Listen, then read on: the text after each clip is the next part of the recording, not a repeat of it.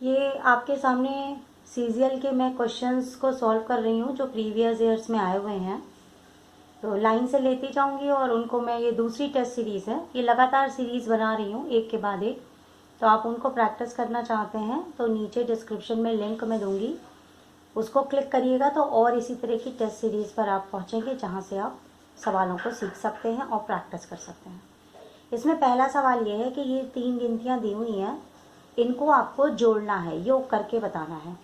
Actually इस topic में ये सिखाया जाता है कि अलजेब्रा को किस तरीके से जोड़ा जाता है, और सवालों के अंदर जाएं तो उसमें बीच में गुणा भी है कि 2 वेरिएबल्स को गुणा भी करना है। तो इसके कंसेप्ट को भी समझने की कोशिश कीजिएगा कि इसके अलावा इस तरह का कोई भी सवाल हो तो हम किस तरह से इसको हल करेंगे। तो मैं इसको करने जा रही हूँ, आप देखिएगा मेरे साथ कि इसको हम किस तरह से करते हैं। आपका जैसे सबसे पहले लिखा हुआ है 6xy 2x माइनस 4z। तो आप इसमें ये जो 6xy है इसको आपको इससे भी गुणा करना है और इससे भी गुणा करना है। आप कैसे गुणा करेंगे? आप 6 लिखा, x लिखा, y लिखा, 2 लिखा, x लिखा, ये पूरा उतार लीजिए। फिर आपका माइनस लगा है, ये लगा लीजिए। फिर आप इसी गिनती को उतारिए, 6x और y, मतलब ये जो लिखा है बाहर इसको दोबारा लिख लीजिए और ये आप 4z लिख लीजिए। ठीक, अब आप क्या करिए, अब आपको ये दोनों गिनतियों को गुणा करना है। 6 दूनी 12 हो गया। अब ये कैसे गुणा होता है? जैसे ये x है, y है, x है, ये जो पावर होती है 1 1 और ये y के ऊपर 1, तो x की जो पावर है ये दोनों जुड़ती है और ये y होता है। ठीक है, तो ये x की पावर 2 हो जाती है और ये y हो जाता है। तो यानी यहाँ पर जवाब हो गया x स्क्वायर y। इसी तरीके से अब आप इसको करिए, 6 चौको 24 हो गया। ठीक है, उसके बाद अब आप देखिए x के ऊपर भी 1 है, y के ऊपर भी 1 है, z के ऊपर भी 1 है। तो आप बस ये तीनों ऐसे ही लिख लीजिए। तो ये आपकी पहला टर्म हो गया। इसी तरीके से आपको पहले तीनों टर्म को अरेंज करना पड़ेगा।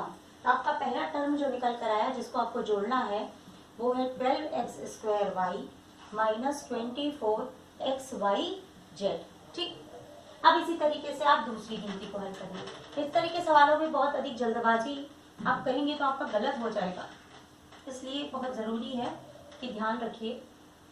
अब अगला है 3yz 2x माइनस 3z।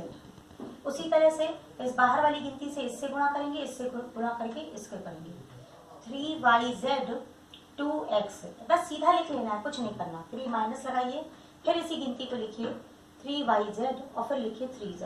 ठीक, अब इसको हल करना है हमको। तो पहले हमने गिनती गुणा कर ली, 3 दूनी 6। अब देखिए z भी एक बार है, y भी एक बार है, x भी एक बार है, तो हमने कुछ नहीं करना, तीनों ऐसे उतार लेना है। ठीक है, अब आप ये करिए, 3 त्रिका 9, गुणा करिएगा, 3 3 6 मत करिएगा तो भी गलत हो जाएगा। अब आप ये देखिए, y के ऊपर 1, z के ऊपर 1, z के ऊपर 1, यानी यहाँ हमको ध्यान रखना है। ये देखिए, अब z के 2 बार आ गए तो हम इसको कभी y2z नहीं लिखेंगे, ये गलत है, बल्कि हम लिखेंगे y z के ऊपर 1 प्लस 1, यानी हम लिखेंगे yz स्क्वायर। ये आपको ध्यान देना है। ठीक, तो ये आपका दूसरा आ गया। अब इसके बाद हम तीसरा हल करेंगे, इसको भी हम इधर लिख लेते हैं जिससे कोई गलती ना हो। फिर आपका आया 6xyz माइनस 9yz स्क्वायर। ठीक, अब आपको तीसरे को गुणा करना है। तो आप इस तरह का सवाल में बहुत ध्यान देना पड़ेगा कि हम किस तरह से इसको हल करेंगे। ये लिखा हुआ है, मैं कर रही हूँ। 4xz 3y minus 4xz 2y square. ठीक, 4 3 12 हो गया, x y और z हो गया। ठीक, ये आगे पीछे लिखने से कोई फर्क नहीं पड़ता, कि आप x z y भी लिख सकते हैं, उससे कोई दिक्कत नहीं है, लेकिन ये आसान पड़ता है x y z ABCD के हिसाब से। फिर ये 4 दूनी 8, x y के ऊपर पावर 2 और ये z, ये आपका जवाब हो गया। अब आपको इन तीनों को जोड़ना है। ठीक है, आपका जवाब आया 12xyz minus 8xy square z। अब आप इनको जोड़ना है। तो अब आप इसको कैसे जोड़ेंगे? देखिए, आप पूरा प्रॉपर सीधा सीधा लिखकर भी जोड़ सकते हैं, और नहीं तो आप उसको टैबुलर फॉर्म में, कॉलम फॉर्म में भी जोड़ सकते हैं।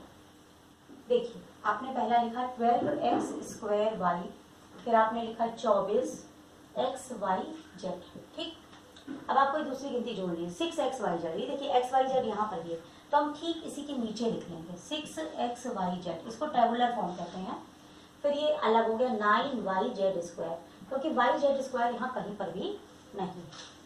अब तीसरा देखिए, तो ये आपका हो गया 12xyz। अब इसमें देखिए xy² है, जो कि कहीं पर भी हमारे पास नहीं है। ये वाला हो जाएगा, सॉरी मैं भूल गई क्या था, हमारा जो टर्म है वो है 4xz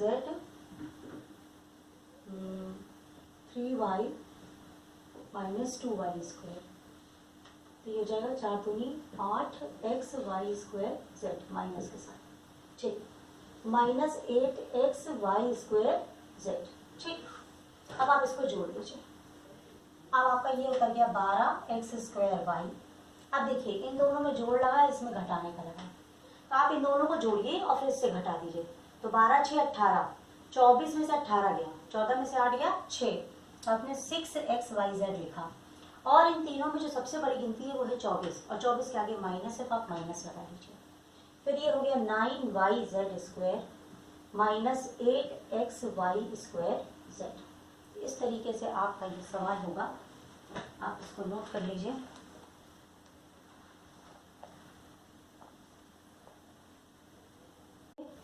कि आपको मैंने पूरा सवाल नहीं लिखा है, सवाल जो आया हुआ है उसको शॉर्ट कर दिया है कि आपको एक सम चतुर्भुज दिया हुआ है, यानी रोम्बस ABCD, जिसमें जो एंगल ACB है वो 25 डिग्री दिया हुआ है, और आपसे कहा जा रहा है कि एंगल ABC का मान निकालिए।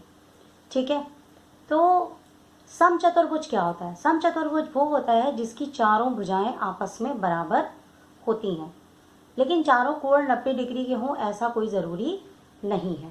तो यानी जब उसकी चारों भुजाएं आपस में बराबर हैं, तो अगर हम इस ट्रायंगल को देखें ABC, ये देखिए ABC, तो यहाँ पर जो भुजा AB है वो AC के बराबर है, ये भुजा इस भुजा के बराबर है, क्योंकि ये एक समचतुर्भुज है। और जब कहीं पर दो भुजाएं बराबर होती हैं तो उनके कोण भी बराबर होते हैं। तो ये भुजा बराबर है, तो ये वाला जो कोण है, ये एंगल A, ये बराबर हो जाएगा एंगल C के। ये याद रखिए, जब भी अगर दो भुजाएं बराबर हों तो दोनों कोण बराबर होते हैं, और अगर दो कोण बराबर होते हैं तो दोनों भुजाएं बराबर होती हैं। आप इसको ऐसे इस ट्रायंगल से समझिए कि अगर ये दो भुजाएं बराबर हैं तो ये दोनों कोण भी आपस में बराबर होंगे। या आपको दिया है कि ये दोनों कोण बराबर है तो ये दोनों भुजाएं आपस में बराबर होती हैं। बस यही एक कंसेप्ट लगना है। तो ये 25 डिग्री है तो ये भी मेरा 25 डिग्री हो जाएगा। ठीक, तो आपका जो सवाल है वो इस तरीके से आया आपके सामने। आप देखिए आपका सवाल चित्र के हिसाब से ऐसे जा रहा है। ठीक है, तो ये 25 डिग्री है तो ये भी आपका क्या हो गया 25 डिग्री। इसके बाद आपको पता है कि किसी भी मतलब ट्राइंगल में, त्रिभुज में तीनों कोणों का जोड़ कितना होता है 180, 180। तो ये मान लीजिए मैंने x ले लिया, तो x प्लस 25 तीनों का जोड़ कितना हो गया 180। ये हो गया x प्लस 50 बराबर 180। x बराबर आप उसमें से घटा दीजिए 50 को तो आपका आ जाएगा 130 डिग्री। तो आपका जवाब हो जाएगा 130 डिग्री। तो यहाँ सारा आपने ये सीखा कि जो 3-4 बिंदु आप दिमाग में रखिए कि समचतुर्भुज की चारों भुजाएं आपस में बराबर होती हैं, लेकिन चारों कोण आपस में बराबर नहीं होते। दूसरी बात, कोई भी त्रिभुज है उसमें 3 कोणों का जोड़ 180 डिग्री होता है। तीसरी बात, अगर दो भुजाएं आपस में बराबर हैं तो उनके कोण भी आपस में बराबर होते हैं, और यदि दो कोण बराबर होते हैं तो वो दो भुजाएं भी आपस में बराबर होती हैं। अब इसके बाद मैं आपको नया पैटर्न और नया सवाल समझाने जा रही हूँ। अब देखिए ये दूसरा सवाल है, ये ज्यामिति का ये भी एक सवाल होता है। इसमें क्या हुआ है, दो बिंदु दिए हुए हैं 2,-1 और x,5। इन दोनों बिंदुओं से एक रेखा गुजर रही है, तो उस रेखा का ढाल 1 है, तो हमें x का मान बताइए। ढाल मतलब होता है उस रेखा का स्लोप क्या है। अब ये चीज़ क्या चीज़ है इसको मैं थोड़ा और बताना चाहूँगी कि मान लीजिए ये हमारी कोई एक्सिस है, ठीक है, x और y की। यहाँ पर एक बिंदु यहाँ है और एक बिंदु यहाँ है। ठीक, ये दोनों बिंदु से एक रेखा गुजर रही है। ठीक है, तो मान लीजिए ये एक बिंदु मेरा है 2,-1, मैंने आर्बिट्री लिया है, और दूसरा बिंदु हो गया x,5। तो ये जो रेखा गुजर रही है इसका जब हम ढाल निकालते हैं तो वो ये चीज़, ये पोर्शन ढाल होती है कि कितनी रेखा झुकी हुई है। तो ये जो ढाल है वो 1 दिया है, तो बीच में जो ये x का मान है इसको आप निकालिए। तो ढाल किस तरीके से हम निकालते हैं ये अब मैं आपको सिखाने जा रही हूँ। बस उसका एक सूत्र आपको याद रखना पड़ेगा, वो आप याद कर लीजिए और आप कोई भी इस तरह का सवाल हो चाहे जैसे घुमा के हो आप निकाल सकते हैं। ढाल निकालने के लिए आपको क्या करना पड़ेगा, y2 minus y1 upon x2 minus x1। अब ये y2 y1 x2 x1 क्या है, अब आपका बिंदु लिखा है 2, -1, दूसरा बिंदु लिखा है x, 5। ठीक, अब आप इसको भी मान सकते हैं उसको भी मान सकते हैं। तो मान लीजिए मैंने इसको माना x1, ये माना y1, ये माना x2, ये माना y2। जो आगे वाली गिनती होती है उसको x मानते हैं, पीछे वाली गिनती को y मानते हैं। तो अब आप इसके अंदर रखिए, तो यहाँ y2 पे क्या लिखा है 5, फिर आपका माइनस लगेगा और ये -1 हो गया। ठीक, फिर ये x2 पर आपका क्या लिखा है x और x1 पर आपका क्या लिखा है 2, ये हो गया और इसका ढाल का मान कितना दिया है 1। ठीक, तो मतलब आपको अगर सूत्र पता है तो आप बहुत आसानी से इस सवाल को निकाल सकते हैं। अब आपका क्या हो जाएगा, आपका क्वेश्चन में है 1 is equal to minus minus plus 1 हो जाएगा 5 + 1 अपॉन x माइनस 2। अब इसको हम जैसे ही हल करेंगे हमारा x का मान आ जाएगा और हल करने के लिए मुझे पता है कि आपको पता है कि इसमें त्रिज्या गुणा करना पड़ता है। ये देखिए आप ऐसे गुणा कर लीजिए तो ये हो जाएगा x माइनस 2, ये हो जाएगा 5 ओवर 6। अब ये -2 है, उधर जाके ये प्लस हो जाएगा, तो 6 में आपने 2 जोड़ा तो इसका आंसर क्या हो गया 8। बस सवाल हमारा खत्म। यानी इस सवाल के अंतर्गत हमको मुख्य बात क्या याद करनी है, वो ये है, एकदम याद कर लीजिए सूत्र को, कि ढाल बराबर y2 minus y1 x2 minus x1। लिख लीजिए। ये अगला सवाल देखिए, ये भी मैंने लिया है ज्योमेट्री सेक्शन से। सवाल लिखा है एक वृत्त की परिधि एक समभुज त्रिभुज की परिधि के बराबर है। अब इसको पहले समझिए, ये हमारा वृत्त हो गया और ये मेरा समभुज त्रिभुज हो गया। अब ये समभुज त्रिभुज क्या होता है, इसको इंग्लिश में बोलते हैं इक्विलेटरल ट्रायंगल, जिसकी तीनों भुजाएं आपस में बराबर होती हैं। मान लीजिए अगर ए है तो ये भी ए, तो ये भी ए, अगर ये 4 सेंटीमीटर, ये 4 सेंटीमीटर, तो ये भी 4 सेंटीमीटर, और ये इसकी त्रिज्या हो गई r। तो एक वृत्त की परिधि समभुज त्रिभुज की परिमिति के बराबर है। तो वृत्त की जो परिधि है उसका सूत्र होता है 2πr, याद कर लीजिए। और समभुज त्रिभुज की परिमिति जो होगी, यानी कि तीनों भुजाओं को हम जोड़ेंगे, यानी a + a + a, यानी कितना हो गया 3a। तो ये दोनों सूत्र आपको पहले तो पता होने चाहिए। ये समभुज त्रिभुज की परिमिति है और ये वृत्त की परिधि है। परिधि मतलब ऐसे ऐसे करके घेरा करके जितना ये दूरी होती है। अब लिखा है एक वृत्त की परिधि समभुज त्रिभुज की परिमिति के बराबर है, यानी ये दोनों चीजें आपस में बराबर है। अब वृत्त की त्रिज्या 7 है, तो 2π × 7 = 3a, ये आपका हो गया। तो आपको यहाँ से a का मान निकालना है। अब देखिए आप कैसे निकालेंगे। पाई का मान अगर सवाल में पाई लिखा है तो आपको रखने की ज़रूरत नहीं है, लेकिन अगर नहीं लिखा है तो पाई का मान आपको याद करना पड़ेगा। वो आप याद कर लीजिए 22/7 या कभी कभी 3.14 भी लोग लिखते हैं। आपका ये हो जाएगा 14π = 3a। ठीक है, अब आप इसको बराबर करेंगे तो a का मान आ जाएगा, आप 14 पाई की जगह आपने लिखा 22/7 और 3 से ये गुणा हो जाएगा, 7 दूनी 14, तो 22 दूनी 44/3। अब आप इसको भाग कर लीजिए, 3 × 3 = 4, 3 × 4 = 12, 13 × 14, 3 × 18, लगभग इतनी भुजा उस त्रिभुज की आएगी। तीनों भुजाएं इतनी बड़ी बड़ी हैं, ये सेंटीमीटर में हो जाएगा। इस तरीके से आपको इस सवाल में याद रखना है कि जो वृत्त की परिधि है उसका सूत्र है 2πr और जो समभुज त्रिभुज की परिमिति है वो है 3 × भुजा। ठीक है, इस सवाल से 2 बातें आपको नोट्स की तरह तैयार करनी है। अब मैं अगला सवाल लेने जा रही हूँ। अगला सवाल बहुत ही आसान है। वो भी समभुज त्रिभुज से है। सवाल इस तरीके से है कि समभुज त्रिभुज की भुजा,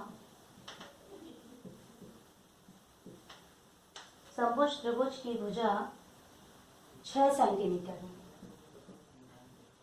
तो समभुज त्रिभुज का क्षेत्रफल बताइए। बस सवाल आपको कुछ नहीं करना, आपको सूत्र पता होगा तो आप सवाल निकाल लेंगे। तो इसका सूत्र याद कर लीजिए, 3/4 गुणे भुजा का स्क्वायर। आपने लिखा √3/4, भुजा का स्क्वायर मतलब 6 गुणे 6। आप इसको काटिए, 2 दूनी 4, 2 तीन 6, 2 तिहाई 6। ये हो गया 3 3 का 9 √3। अगर √3 सवाल में नहीं है तो √3 का मान होता है 9.1.732। अब आप इसको गुणा कर लीजिएगा तो वो आपका आंसर आ जाएगा। और ये एरिया है तो सेंटीमीटर स्क्वायर में आप इसकी यूनिट लिखेंगे। तो बस इस तरीके से सवाल है। मैं अगला सवाल फिर बताने जा रही हूँ। चलिए, अब यहाँ पर आपका जो सवाल है वो घनाभ से जुड़ा हुआ एक सवाल आया हुआ है पिछले सालों में। घनाभ वो चीज़ होती है जिसके अंदर लंबाई, चौड़ाई और ऊंचाई तीनों बराबर होती है। ये बात दिमाग में रखिएगा। घनाभ का आयतन, घनाभ को इंग्लिश में क्यूबाइड भी कहते हैं। घनाभ का आयतन 320 सेंटीमीटर क्यूब है। यानी उस क्यूबाइड का आयतन मतलब वॉल्यूम 320 सेंटीमीटर क्यूब है। कुल सतह का क्षेत्रफल बताइए, यानी टोटल सरफेस एरिया हमें निकालना है। लंबाई 10 सेंटीमीटर दी हुई है उसकी और चौड़ाई 8 सेंटीमीटर दी हुई है। तो घनाभ ऐसी चीज़ होती है जिसके अंदर लंबाई, चौड़ाई, ऊंचाई तीनों चीज़ होती है। जैसे आपकी कोई किताब है तो यहाँ पर 2 बातें और बताती चलूँगी। एक आता है वर्ड घनाभ और एक आता है वर्ड घन। घन आप ऐसे समझ सकते हैं लूडो का पासा, जहाँ पर 3 चीज़ें होती हैं, लंबाई, चौड़ाई और ऊंचाई। घन में भी ये 3 चीज़ें होती हैं, लेकिन इसमें तीनों आपस में बराबर होती है। ठीक है, अभी इससे ज़्यादा डिटेल में नहीं जाऊँगी, मैं सवाल पर आ रही हूँ। सवाल है घनाभ का आयतन। आयतन निकालने का जो सूत्र है घनाभ का, वो होता है, मैं लंबाई को L ले रही हूँ, चौड़ाई को B और हाइट को ऊंचाई, तो L × B × H, ये याद रखिए। और टोटल सरफेस एरिया का जो सूत्र है वो याद कर लीजिए, मतलब कुल क्षेत्रफल, ये आपका हो जाएगा 2 बाहर L × B, B × H और H × L। मतलब 2 गुणा लंबाई और चौड़ाई को गुणा किया, चौड़ाई और ऊंचाई को गुणा किया, फिर ऊंचाई और लंबाई को गुणा किया। ठीक है, आपका कुल सतह का क्षेत्रफल निकलता है।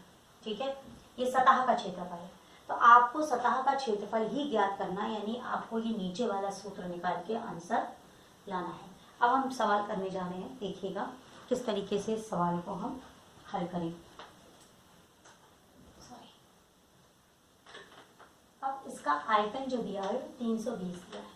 ठीक है, यानी लंबाई गुणे चौड़ाई गुणे ऊंचाई, इसका मान है 320। ठीक, अब आप यहीं से हल कर लीजिए। लंबाई और चौड़ाई आपकी कितनी है, 10 और 8, तो आपने ये 10 लिखा, ये 8 लिखा, ये ऊंचाई लिख दी और ये 320 हो गया। अब ये उधर जाएगा तो 320 से आप इसको भाग कर देंगे, 10 × 8 को। ठीक, ये दोनों जीरो आपका कट गया, 8 × 4 32 आ गया। ठीक, तो आपकी ऊंचाई कितनी आ गई, 4। अब आपको कुल सतह का क्षेत्रफल ज्ञात करना है, यानी यहाँ से आपकी ऊंचाई कितनी आ गई, 4 सेंटीमीटर, क्योंकि आपको तीसरी चीज़ नहीं पता थी और आयतन जो दिया था उसके जरिए आपने उस तीसरी चीज़ को भी ज्ञात कर लिया। अब आप कुल सतह का क्षेत्रफल निकालेंगे। कुल सतह का क्षेत्रफल, इसको इंग्लिश में बोलते हैं टोटल सरफेस एरिया। ठीक है, ऑफ क्यूबॉइड। सूत्र है 2L × B, B × H and H × L। ये आपने 2 लिखा। अब L × B यानी 10 × 8, ठीक, प्लस फिर 8 × 4 प्लस फिर 10 × 4। बस ये आप ऐसे हल कर लीजिए। 2, ये हो गया 80, ये 32 और ये 40। अब आप इसको जोड़िए, देखिए 120 और 32 जोड़ा आपने, 2 3 2 5 152। ठीक है, अब आप इसको गुणा करिए, 2 दूनी 4, 2 पंचे 10, फिर कम 2 1 3, और ये एरिया है तो आप लगाएंगे सेंटीमीटर स्क्वायर। तो इस तरह घनाभ से संबंधित जो सवाल होते हैं, तो आपने यहाँ पे दो बातें याद रखनी है कि इसके आयतन का सूत्र जो है वो है लंबाई गुणे चौड़ाई गुणे ऊंचाई, यानी LBH। और सतह के क्षेत्रफल का जो सूत्र है वो ये है। तो ये आप कॉपी में अलग नोट कर लीजिए कि घनाभ से जुड़ा कोई सवाल आएगा तो इसी के आसपास आता है।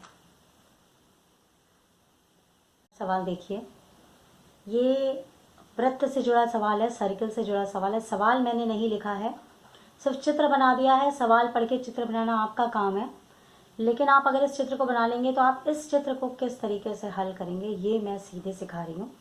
सवाल नहीं तो मैं पढ़ के आपको सुना देती हूँ। सवाल सुनिए, ये पिछले साल आया हुआ है, 1-2 साल पहले, सन 2019 में आया है। ABCD एक चक्रीय चतुर्भुज है। ये आप वृत्त के अंदर देखिए कि ABCD एक चक्रीय चतुर्भुज है जो गोले के अंदर है। इसकी भुजाएं AD और BC, इन दोनों को हम आगे बढ़ा दें और ये P बिंदु पर मिलती हैं। भुजा AB और CD को हम जब आगे बढ़ाते हैं तो ये Q बिंदु पर मिलती हैं। अगर कोण A का मान 62 है और कोण B का मान 74 है तो कोण P और Q के कोणों में अंतर बताइए। यानी आपको कोण P निकालना है, फिर कोण Q निकालना है और फिर उन दोनों को घटाना भी है। तो इस तरह का सवाल हम किस तरह से करेंगे, तो चित्र ऐसे बनेगा। यहाँ पर कुछ चक्रीय चतुर्भुज और त्रिभुज के चीज़ों को हम लेते हैं कि हम किस तरह से हल करेंगे। तो आपको मैं ये बताऊँ, जब ये लाइन जाती है, ये फिगर थोड़ा सा मेरा गड़बड़ है, ये ऐसे स्ट्रेट लाइन जाती है ऐसे करके, ठीक है, ऐसे जाएगी आपकी लाइन ये। तो मतलब ये जो सीधा ये जो लाइन है ये पूरा आपका 180 होगा, ठीक है। अगर आपकी कोई एक सीधी लाइन जा रही है, यहाँ पर ये कोण 74 है, तो बाकी वाला कोण निकालने के लिए हम उसको 180 से घटा देते हैं। तो हम इस कोण को पहले निकालेंगे। क्यों हम इसको निकाल रहे हैं? क्योंकि अगर हम देखें तो BC और Q ये एक त्रिभुज है। देखिए BC और Q एक त्रिभुज है, तो यहाँ पे कोण B, कोण C और कोण Q को जोड़ लेंगे तो 180 होता है। तो यहाँ से अगर हमें किसी तरह से कोण B और कोण C प्राप्त हो जाए तो हम कोण Q को आसानी से निकाल लेंगे। इसीलिए मैंने सबसे पहले ये स्टेप उठाया कि ये सीधी लाइन 180 हो गई, तो ये 74 है, तो ये कोण कितने का होगा। तो इसके लिए आप 180 में से आपने 74 को घटा दिया, तो आपका आ गया 106। तो आपका ये कोण आ गया 106। समझ में आ गया? अब आपको ये कोण C निकालना है। क्या आप ये कोण C किस तरीके से निकालेंगे? तो आपको मैं बता दूं कि जैसे आपका ये कोई गोला है, ठीक है, और यहाँ पर इस तरीके से कोई लाइन जा रही है, ठीक, ये तो आप याद रखिए कि जो ये वाला कोण है वो इस कोण के बराबर होता है। ये वृत्त का एक गुण है जिसके द्वारा ये वाला कोण उस कोण के बराबर होता है, ठीक है। तो ये आपका 62 है, तो ये कोण भी आपका कितना हो जाएगा? 62, ठीक। ये एक वृत्त की परिभाषा है, जिस मतलब इसको आप क्या बोलते हैं, क्वाड्रेटिक है, ठीक। अब आप देखिए ट्राइंगल BCQ में आप 106 और 62 और एंगल Q तीनों को जोड़ेंगे तो इसका जोड़ किसके बराबर होगा? 180, क्योंकि ये त्रिभुज है। आपने जोड़ा 6 को 8, 6 और 1 और Q बराबर 180। तो Q का मान आपका क्या आ जाएगा? आप इसमें से 168 घटा दीजिए तो आपका आ जाएगा 2, 12 डिग्री आया।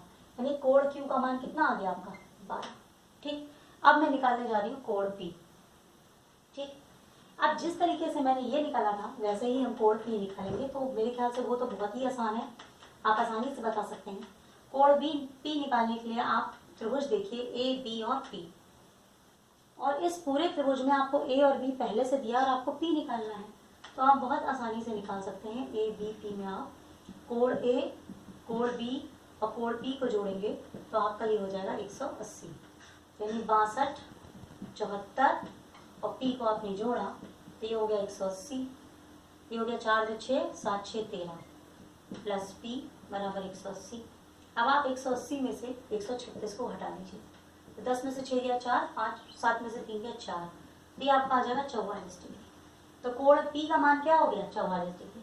तो अगर सवाल में इतना ही निकालना है तो आप इतना भी निकाल सकते हैं, लेकिन सवाल आपको आगे पूछा गया है कि कोण P और Q को घटाने पर आपका क्या अंतर होगा। तो बस कुछ नहीं करना है, आपको 44 में से 12 डिग्री को घटा देना है, तो आपका आ गया 2, 4 में से 3, 32 डिग्री इसका जवाब होगा इस सवाल का। तो मुझे उम्मीद है कि आपको सवाल समझ में आया होगा।